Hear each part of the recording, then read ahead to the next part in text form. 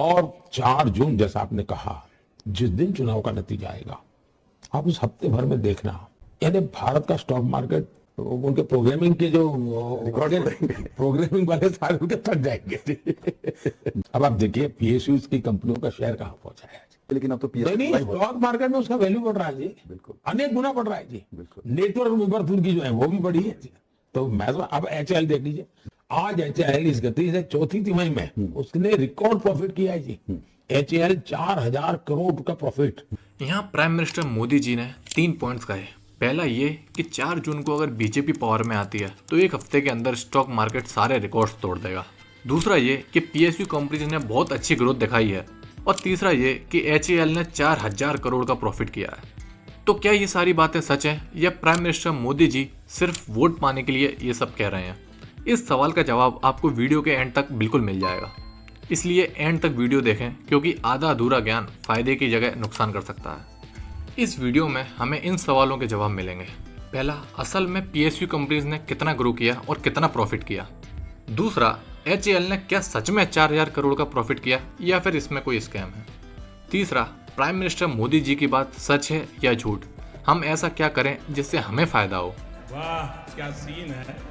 तो पहले हम चलते हैं अपने पहले सवाल पर, चेक करने की ये बात सच है या झूठ। आगे बढ़ने से पहले नीचे दिए गए सब्सक्राइब बटन पर क्लिक करें, उससे आपको कोई लॉस नहीं होगा, बट हमें मोटिवेशन मिलेगी आपके लिए ऐसी और वीडियोस लाने के लिए। तो चलिए शुरू करते हैं। निफ्टी 50 में इंडिया की टॉप 4 पीएसयू कंपनीज आती हैं, जो कि हैं बीपीसीएल, ओएनजीसी, पावर ग्रिड और एनटीपीसी। तो पहले हम देखते हैं बीपीसीएल को। BPCL Bharat petroleum corporation limited, जिसने पिछले 5 सालों में करीब 63% रिटर्न्स दिए हैं, जो कि 5 साल के हिसाब से कुछ खास नहीं है। वहीं अगर प्रॉफिट की बात करें तो वो पिछले 3 सालों से लगातार गिरता जा रहा है और अब 2000 तक आ गया है, जो कि कोरोना काल से भी कम है, जहां पर बीपीसीएल ने करीब 3500 करोड़ का प्रॉफिट दिया था और अब वो 2000 करोड़ तक आ गया है। अब हम देखते हैं ओएनजीसी का chart. ONGC oil and natural gas corporation, जिसने 5 सालों में 59.85% रिटर्न्स दिए हैं, जो कि 5 साल के हिसाब से कुछ खास नहीं है। वहीं अगर प्रॉफिट की बात करें तो ओएनजीसी ने करीब 33,000 करोड़ का प्रॉफिट किया है पिछले साल, जो कि काफ़ी अच्छा है। अब हम देखते हैं पावर ग्रिड कॉरपोरेशन को। पावर ग्रिड कॉरपोरेशन, जिसने पिछले 5 सालों में 208% रिटर्न्स दिए हैं, जो कि 5 साल के हिसाब से काफ़ी अच्छे रिटर्न्स हैं।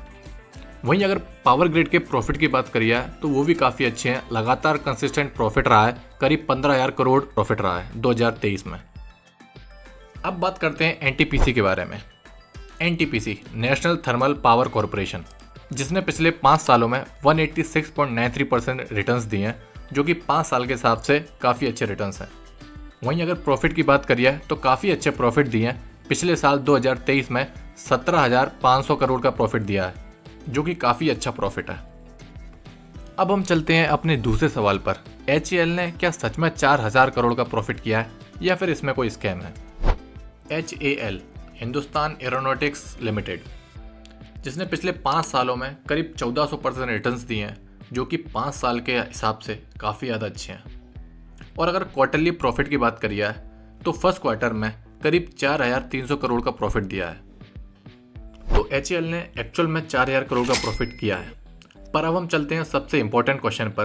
प्राइम मिनिस्टर मोदी जी की बात सच है या झूठ, हम ऐसा क्या करें जिससे हमें फ़ायदा हो। देखिए, अगर स्टॉक मार्केट ऊपर जाता भी है तब इन्वेस्टमेंट करके हमें कोई फ़ायदा नहीं होने वाला, क्योंकि अगर हम सेंसेक्स और निफ्टी का चार्ट देखें तो हमें दिखेगा कि स्टॉक मार्केट ऑलरेडी ही पिछले 30 सालों के हाईएस्ट पॉइंट पर है। इसलिए इस पॉइंट पर इन्वेस्ट करना समझदारी नहीं है और ना ही ये सही टाइम है स्टॉक मार्केट में इन्वेस्ट करने का। अब आपके माइंड में एक क्वेश्चन आएगा, तो फिर सही टाइम क्या है स्टॉक मार्केट में इन्वेस्ट करने का। स्टॉक मार्केट में इन्वेस्ट करने का सही टाइम तब है जब स्टॉक मार्केट रिट्रेसमेंट लेता है, या यूं कहे कि स्टॉक मार्केट डाउन आता है। बस वही वो टाइम है जब शेयर्स काफ़ी सस्ते में या कहें कि डिस्काउंट पर मिलते हैं, जबकि उस कंपनी की एक्चुअल वैल्यू सेम ही रहती है। ये बिल्कुल वैसा ही है जैसे किसी ज़मीन के दाम किसी अफवाह के कारण या जो मालिक है उसकी मजबूरी के कारण गिर जाते हैं और वो ज़मीन सस्ते में मिल जाती है।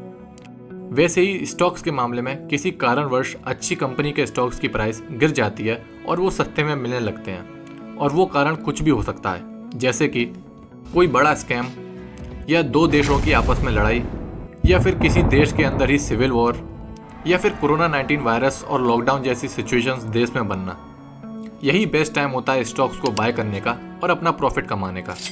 और अगर आपको स्टॉक मार्केट में इतना इंटरेस्ट है और आप शुरू से सीखना चाहते हो स्टॉक मार्केट इन्वेस्टिंग और ट्रेडिंग, तो इस चैनल को इस बटन पर क्लिक करके सब्सक्राइब करें। और अगर आपको अमित शाह जी के टॉप 7 स्टॉक्स की वीडियो देखनी है तो इस वीडियो पर क्लिक करें।